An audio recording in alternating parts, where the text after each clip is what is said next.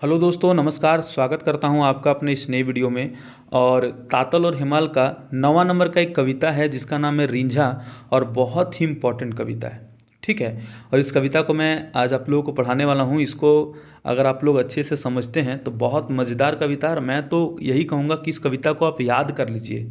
जैसे कि अगर आप स्वतंत्रता दिवस में, गणतंत्रता दिवस में, 26 जनवरी, सरस्वती पूजा, कहीं भी किसी भी पार्टी फंक्शन में, आप अगर स्कूल के कार्यक्रम में, सामाजिक कार्यक्रम में जाते हो और इस प्रकार की ओजस्वी कविताओं को अगर आप पढ़ देते हो ना, तो फिर तालियों की गड़गड़ाहट आपके सामने धरी हुई है। ठीक है।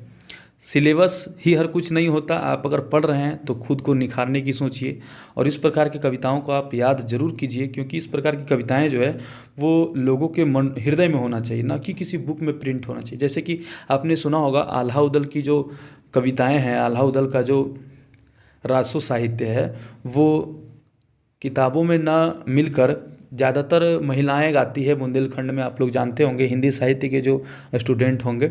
ठीक है। तो उसी प्रकार से ये सब भी कविताएं जो है बहुत ही बहुमूल्य है, और जिन्होंने जिस टाइम पर इनको लिखा होगा बहुत ही गहनता के साथ सोच कर लिखा होगा। ठीक है। पढ़ते हैं क्या है, एग्ज़ाम में क्वेश्चन भी आते हैं, आप लोगों को याद करना होगा। ठीक है। याद कर लेते हैं तो बहुत अच्छी बात है, नहीं भी याद करते हैं तो एग्ज़ाम में कुछ बहुत बड़ा फ़र्क नहीं पड़ने वाला है, बट अगर याद करते हैं तो बहुत अच्छी बात है। क्या कह रहा है देखिए, हमहू भूखा तहूँ भूखा, हमर से बेसी भूखा हैं, हम रोटी के भूखा हो भाई, तो कुर्सी के भूखा हैं। क्या कह रहा है कि हम भी भूखे हैं, तुम भी भूखे हो, हमसे ज़्यादा तुम भूखे हो, हम रोटी के भूखे हैं और तुम कुर्सी के भूखे हो। हमहू निसाय तोहू निसाय, हमर से बेसी निसाय हैं, माटी मानुष के हमर निशा, तो हम दारू मोद के निसाय हैं। कह रहा है कि हम भी नशा में हैं और तुम भी नशा में हो, लेकिन हम तुमसे ज़्यादा नशा में हैं। कैसे? हम माटी और मानुष का निशा में हैं और तुम दारू और मौत के निशा में हो। बोला ना मैंने कि बहुत मज़ेदार मज़ेदार कविता तातल और हिमाल में है। आप लोग अगर पढ़िएगा तो बहुत मज़ा आएगा। कुछ कविताएं हैं जो आपको लगेगा कि इसको जल्दी पढ़ के ख़त्म करें, लेकिन कुछ कविताएं ऐसे भी है जो लगेगा कि आपको याद कर लें बस इसको। ठीक है। हम भिखारी तोय पुजारी, तोय दीनक माझे लूटे हैं, घाम चुवे भाई हमर गाते हैं, तोय हमर अर्जन लूटे हैं। यानी कि हम भिखारी हैं और तुम पुजारी हो, तुम दीने माझे लूट रहे हो। हमारे शरीर में पसीना चूता है और तुम मेरा ही अर्जन लूट रहे हो। हम समाज के कवि कलाकार तो नेता देश चलावे हैं, हम मानुष के इंसान बनावो, शैतान के तो बनावे हैं। ठीक है।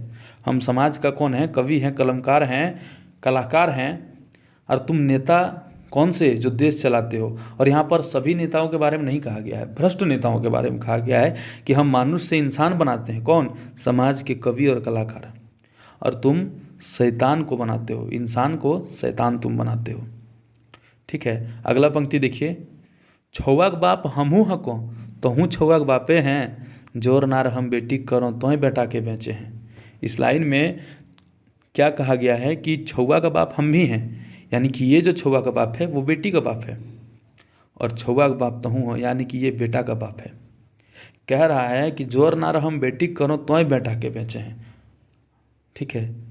और ऐसा नहीं है कि लड़की पक्ष एक साइड है, लड़का पक्ष एक साइड है।